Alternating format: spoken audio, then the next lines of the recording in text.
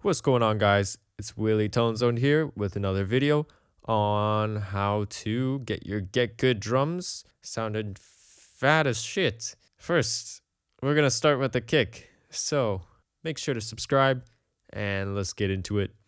So the funny thing here is I have my kick on a MIDI channel, but that's not gonna change anything because we're about the mixing. If you want to get these drums sounding like how they are now, just look at my other video on how to route these drums out, route them out to audio and print them. Yeah, they should sound exactly like this. That'll be your starter point. So yeah, let's get into the kick. So the kick, so it has contact on it, right? So we're gonna keep that there. First thing I'm gonna do is kind of shape the kick, get a good tone out of it. But before we do that, we should probably listen to how the drums sound. So here's what they sound like.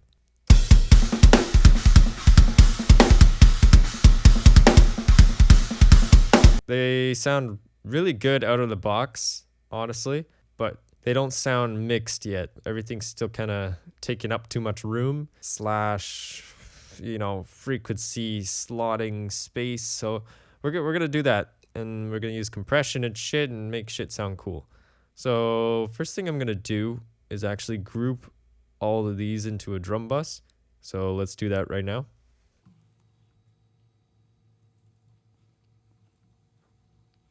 And we're going to call that drum bus. Okay, so great. Now we're going to go on our kick channel and we're going to add a EQ. So I'm going to use the SSL EQ because I don't want to be looking at anything. I don't always live by this rule, but just right now today, for this example, we're not going to look at graphs. So great. Okay. The first thing, I'm going to try and remove a frequency. Typically, this happens in between 400 hertz and like 800. You might find some kind of not great sound. It might be too muddy. So let's just listen to this kick. I'm gonna say it's probably gonna be too papery at a certain point. So let's look for that.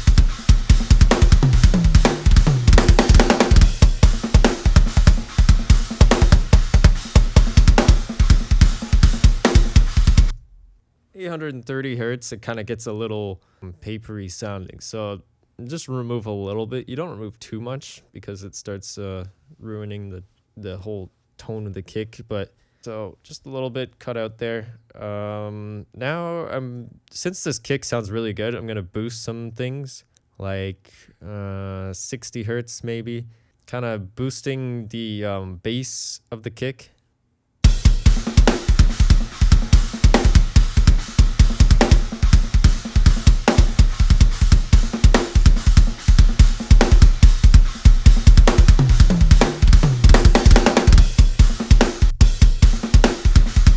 Okay, something like that for now.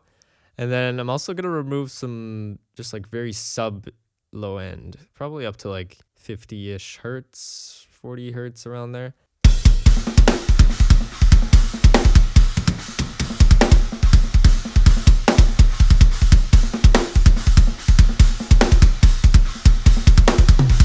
Yeah, and that's good. Okay, and then another frequency, actually two more frequencies I'm going to boost is around the kind of 3 to 4K range. We get that nice like click of the kick. Yeah, let's check that out.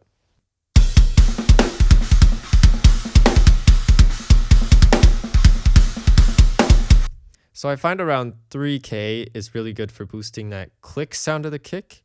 And as you could tell, when I went to like above 3K, it was kind of like making this weird tone, kind of messing around with lower frequencies. And then the same thing kind of happened when I was boosting 2K. So 3K was kind of like that sweet spot where it kind of just boosted without affecting anything else. Okay, one more thing is the high end. So 8K-ish is where we're going to try and boost. And we're going to do, instead of like a bell, it's going to be like a shelf type of thing. Just kind of get that high air sound of the kick.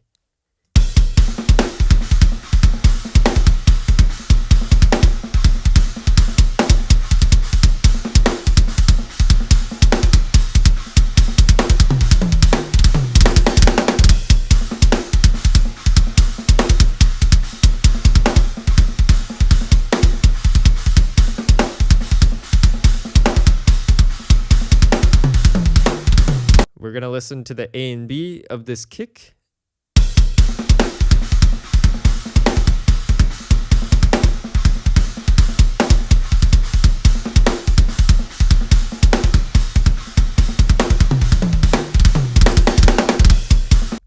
So as you can tell, a lot different, a lot more low end punch, a lot more clickiness to it, high end air. It kind of just like excites the kick. Now we're going to move on to the compression.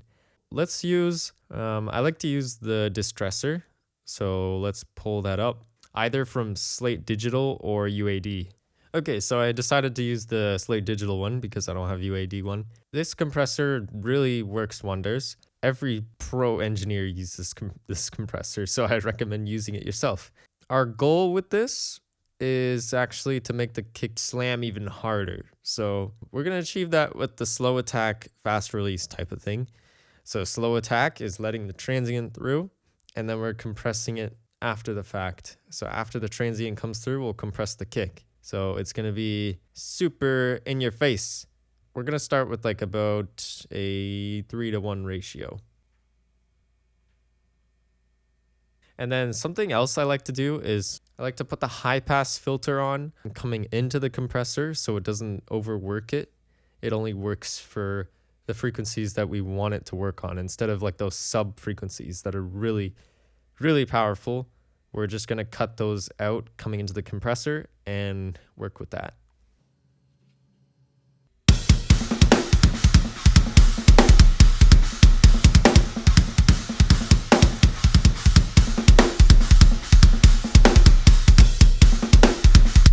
And if you want to know which one you want to use, I would say use the left one because the right one is a little too gradual.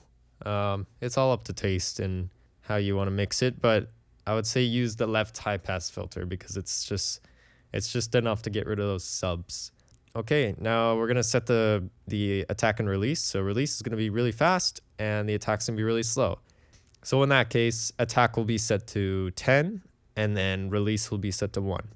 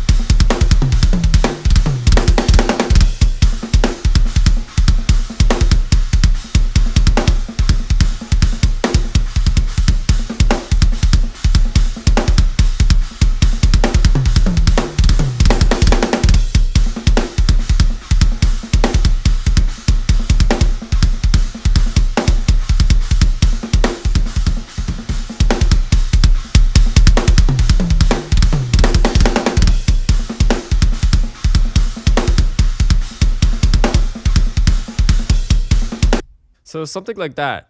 So we set the attack and release, and then the input and output, you kind of need to use your ears to hear how much the kick is poking out.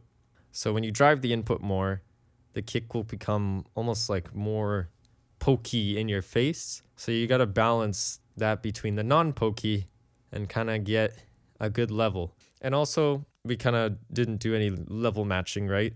We're working through that with the compressor. So I found it too loud if I had the output too high, but if I drop it, it gets matched more with the rest of the drum kit. And you can hear A and B.